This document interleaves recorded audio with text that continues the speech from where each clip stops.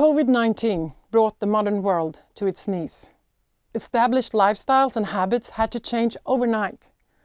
How did we get to this point? How could we have created such a vulnerable society, allowing a pandemic to create such a deep crisis? In this episode of Rethink Talks, we will take a deep dive into what this says about our world and what change it may trigger. With me, I have three experts on change and transformation. Professor Marten Scheffer from Wageningen University in the Netherlands, Lauren Hermanus, expert in sustainable development and practice in South Africa, and my colleague Dr. Michele-Lee from the Stockholm Resilience Centre. Welcome to Rethink Talks.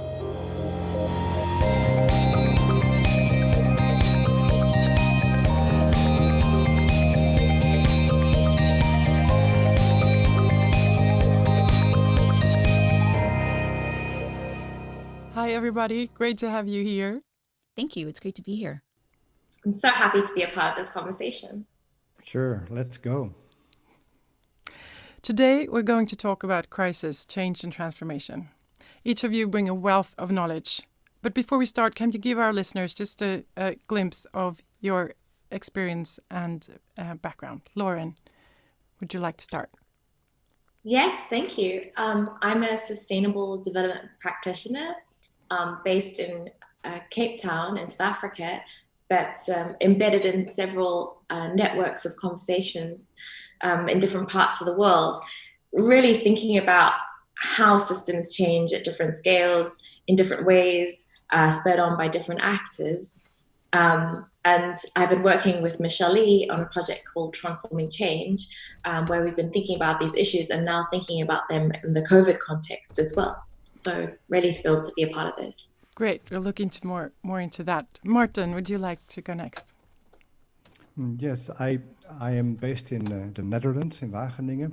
I study complex systems. So, for instance, ecosystems, the brain, financial markets.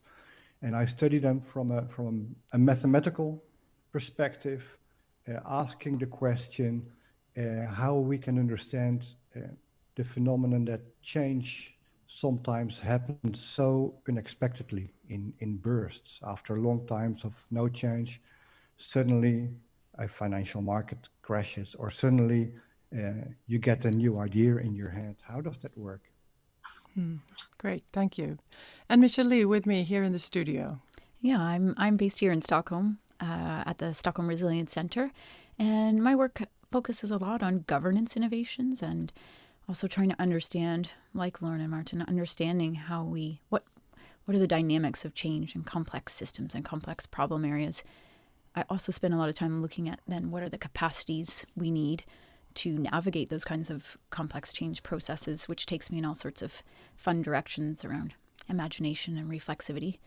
But I do also spend a lot of time trying to think about how do we translate all of this science and knowledge that we're building around these complex change dynamics to help practitioners who are on the ground trying to make this happen in real time.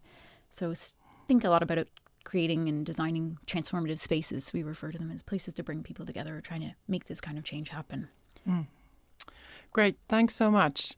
And from that, I think we'll go right into that practice, right? We will go onto the actual experiences. Would you like to start, Lauren, and share with us your and Michele-Lee's work with experiences from the COVID-19 and how it has impacted people's lives? Sure, absolutely. So Michele-Lee and I have been working with a cohort of development practitioners from different African countries who are working at different scales on various socio-ecological challenges, all driving some kind of positive transformational objective through their work. And really, their work is already extremely complex and often unfolds in highly contested environments. And now they find themselves in the middle of what we're calling a global crisis. This crisis has multiple dimensions and very much is felt at their national context and in their local context as well. And so our work and engagement with them at the moment, in addition to trying to carry on with what we were doing before, has been to try to understand in this moment, perhaps that can be characterized as a an unexpected, large-scale, not totally unprecedented in every way, but certainly a large-scale, profound, unexpected change in the way that we organize ourselves. What does that mean for these particular change initiatives that are happening on the ground? And I think the results have been, well, they're still unfolding, but certainly our experience of engaging with these change makers has been one that there's a profoundly personal, deep emotional component to navigating this context at the moment, and that the split between people's personal lives and the way that they live with their families and in their communities, and the work that they're trying to do out in the world external to that, that line has become really blurred. And so people find themselves reconfigured within their personal systems, within their organizations that we're working in, and then also find the entire context for the programs of work that they're undertaking reconfigured as well. So there is this interesting shift that I've observed where, when people kind of look into the future and think about how their work is going to affect change going forward, there has been in the past a sense that the immediate context and the near future is relatively well understood, but what will happen far into the future is not very well understood. What's happened at the moment, because of the multiple uncertainties that have been introduced as a result of COVID, there is a sense that actually looking a little further into the future, there are some longer term patterns that are giving people a sense of certainty and an ability to navigate the present. And actually the present moment is what feels really, really uncertain and extremely overwhelming. So that's just one of the dynamics that we've noticed in engaging with people. But there have been multiple aspects to that. But I'll hand over to Michele-Lee to say a little bit more. Great, thanks so much. Yeah, please, Michele-Lee. Yeah, it's fascinating to be thinking about this with you, Lauren, because of course, as Lauren said, we're still right in the thick of it, and we are still analyzing and speaking with people. But one of the things I think that's been jumping out for me so far is that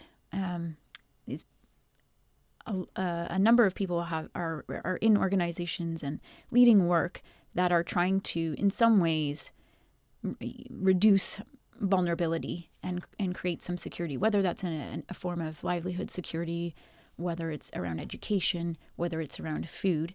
The work people we're working with cut across a number of different sectors and areas and organizations.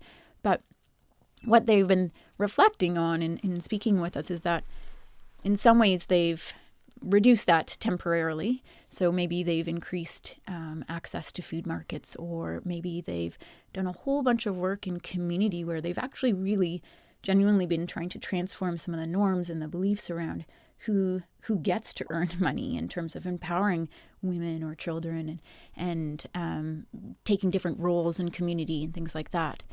But what's happened is then they've only increased that security into a system that's highly vulnerable and highly insecure. So you've increased access to a food market in a food system that is actually very vulnerable to these cascading crises and shocks, or engagement with a financial system that is also quite vulnerable to these kinds of cascading shocks. So I think that sense of how do you actually build resilience, reduce marginalization, address vulnerability, it's all, we're starting to think about it. Maybe that was a false sense of security, even when they were taking initiatives that at the group level or in a community was at the outset seemed quite transformative.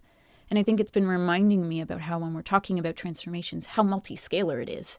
How if you actually want to transform systems, it's not just in a small group often, because that group exists within this other system that can be behaving according to its own dynamics. So if I hear it right, it's like people move from one vulnerable situation, but the sort of the coping strategy might be into something that's not long-term resilient, but that's at least out of the acute crisis. Yeah, that's right. Very interesting. Thank you. So Marten, I'd like to turn to you. You're currently working on a book with a title that I love, Lost Attraction. And I suspect it has relevance for our understanding about the pandemic. Tell us more. What's behind that title and your work? Well, the book I'm writing is about a big question, about the question whether it will be possible for humanity at all to start doing things really differently, to steer us away from a collapse of the climate, the biosphere, so to say, to do things in a way that moves us towards a sustainable and just world. So what will it take, so to say, to break our love affair with the way we run the world, our love affair with the things that we think we want? What does it take for that attraction to be lost? So that's the lost attraction. So think of a love relationship. It can be really hard to break up sometimes, even if at some point you see that the relationship is destructive and leading nowhere.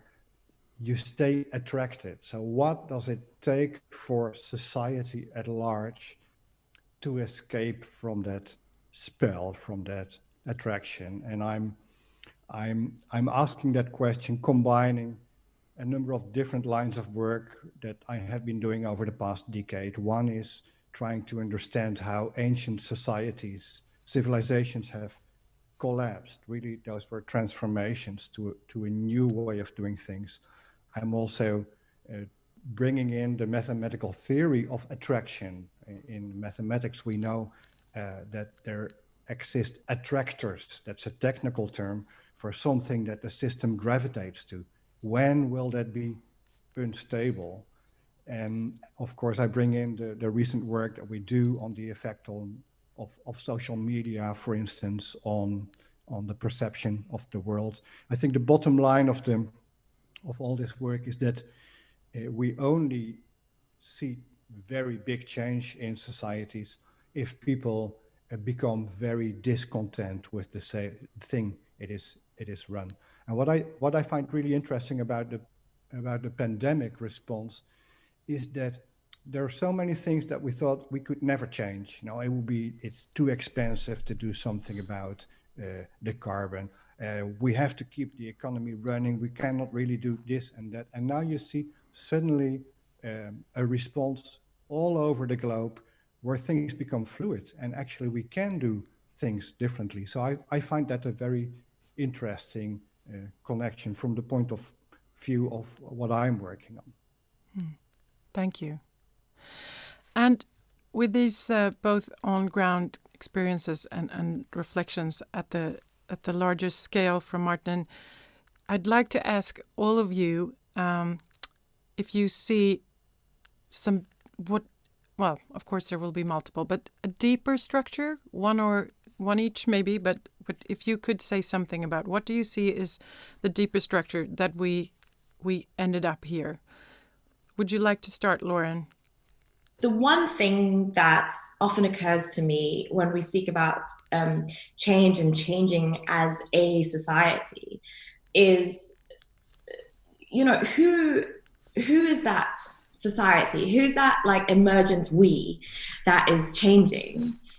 Sometimes when I think about, you know, the changes that need to come about in society and that we as a society have to change, I think, well, that is a very difficult question because even who we include in that we or what that we is that must change, I think is like really poorly defined and covers over, I think, a lot of the complexities around who has power and who gets to have large degrees of agency over these micro decisions that we're told are so impactful. So now, you know, a whole bunch of us, and myself included, have had to cancel international travel, for example. And this is something that we thought would be really difficult to change, but now it's changed. This is completely irrelevant to many of the people that I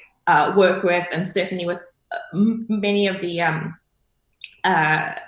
people that Michele-Lee and I have been interviewing for our research and engaging with for our research, the problems that they're working on, the level of vulnerability that people are exposed to, they're just not, these are not the questions, these macro questions about the relationship between humanity and ecosystems are not the questions that they have the space to navigate. The level of vulnerability is so extreme, that even actually, and now with COVID, that even actually some of the sort of developmental interventions that were being implemented, with an eye to sort of reducing people's overall vulnerability, even those have become irrelevant. Yeah, I think at the basis of that for me is the fact that the we is highly contested.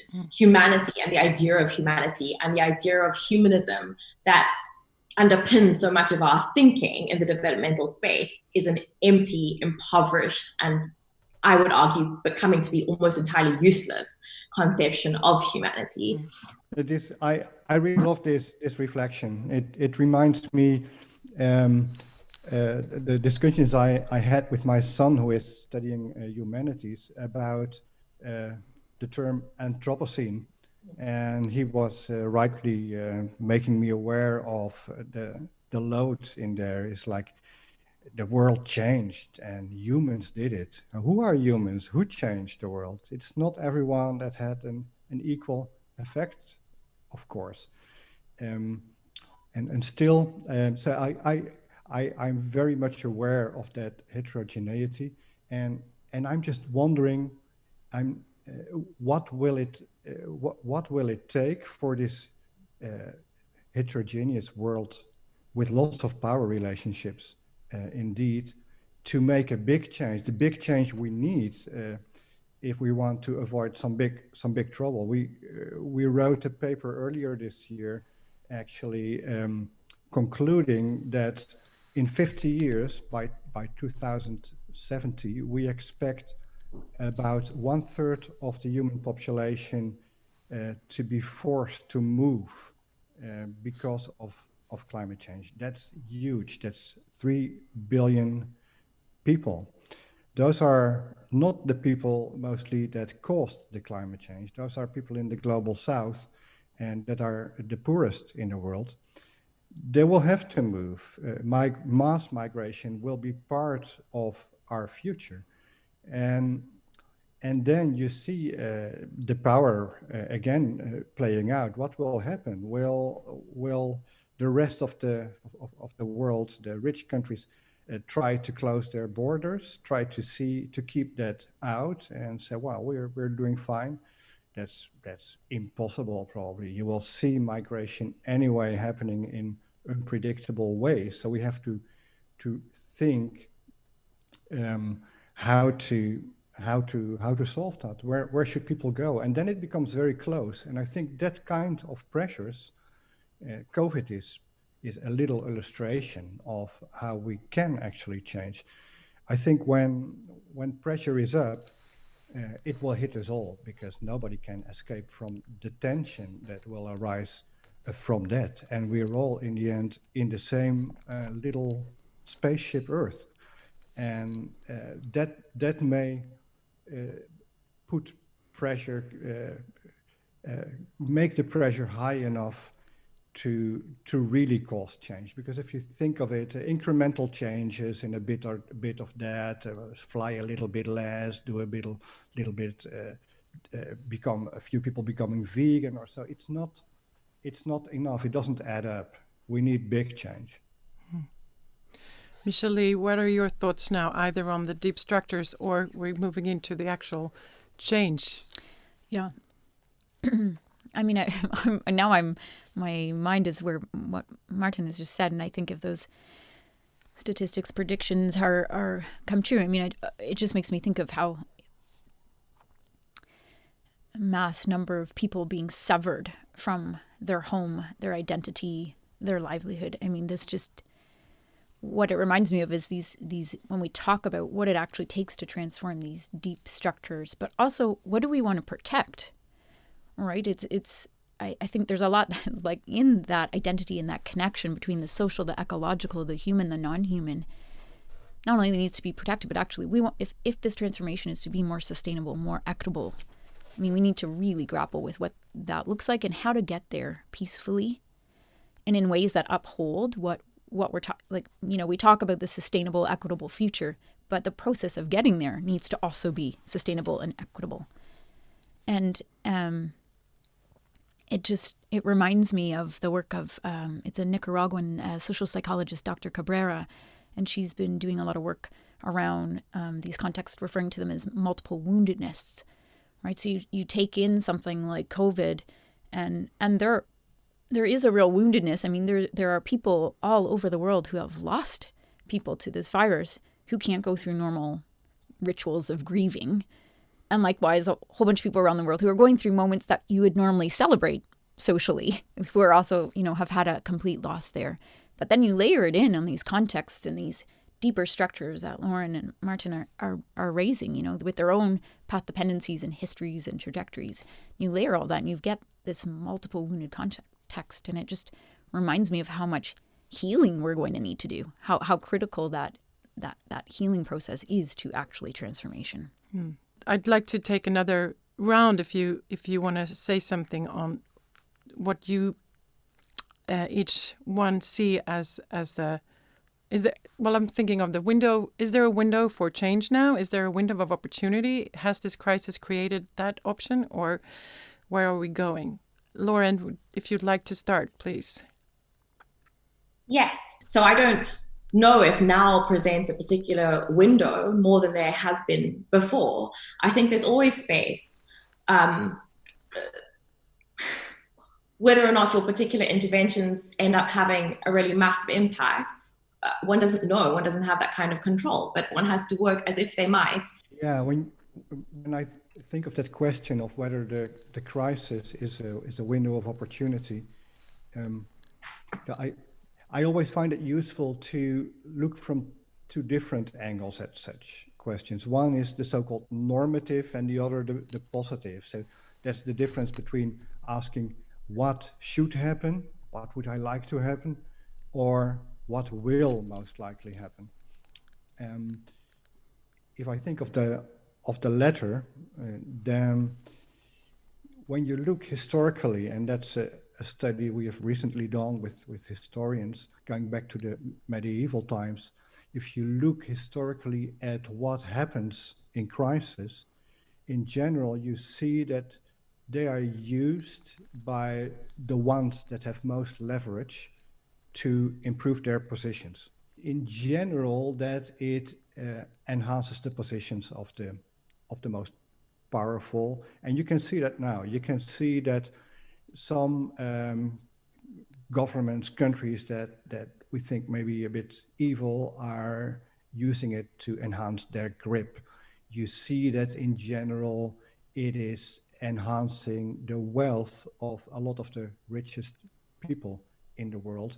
Those changes are especially long-term changes, because in moments of crisis, we are able to revise institutions. We are able to change the rules, the tax systems, the way the rules of the game, so to say.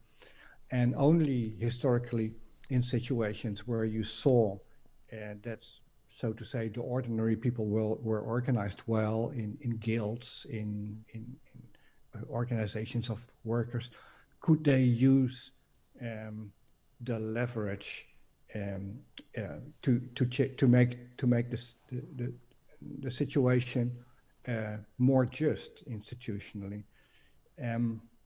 So I think then the situation will differ a lot between countries, both when it comes to the issue of social justice and inequality, and also when it comes to the possibility to have a green recovery, so to say. It's very much a matter of leverage, of who can change the rules of the game, who can affect the institutional response to the crisis.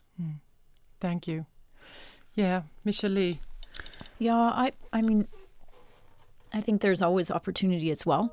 I think we often, in the transformations research, have started using a term around that comes from Silvia Dorado's work around opportunity context.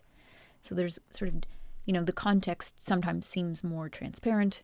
Sometimes it's a little more hazy. Sometimes you look at that window and it's thick fog. It's a lot harder to see how to get to the things you might need to navigate to in order to make change happen. But I think that opportunity is still always there. And I think from various studies, we found that, change moments like this are often absolutely critical to a whole bunch of activity that does create some type of transformative change. But two things from that is, one, who's going to take advantage of that opportunity and what kind of change? There is a dark side to that too, right? It's not always necessarily to this sustainable and equitable version. I heard a phrase recently about, the worst thing isn't that we just go back to business as usual, but actually it's business worse than usual.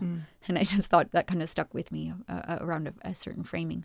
But likewise, in some of our studies, we found, looking historically at various cases, that we also get transformations when there's been no crisis. It's not always that you have to have an absolute crisis in order to get some really key transformative kind of moments with lots of potential that end up cascading across different scales and leading to really different kind of pathways forward. So I think, whether this one is it or not, we'll learn.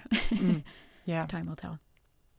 Well, I'm sorry to say, but this conversation is coming to an end. It's been wonderful to talk to you, the three of you, and thanks so much for being with us. And for the listeners, any interesting papers and people that's been mentioned will be posted on the rethink.earth webpage. Thank you. It's been such a pleasure. Yeah, I got lots of new ideas from this conversation again. Thanks. Thank you. I'm really grateful to be a part of it. It was interesting.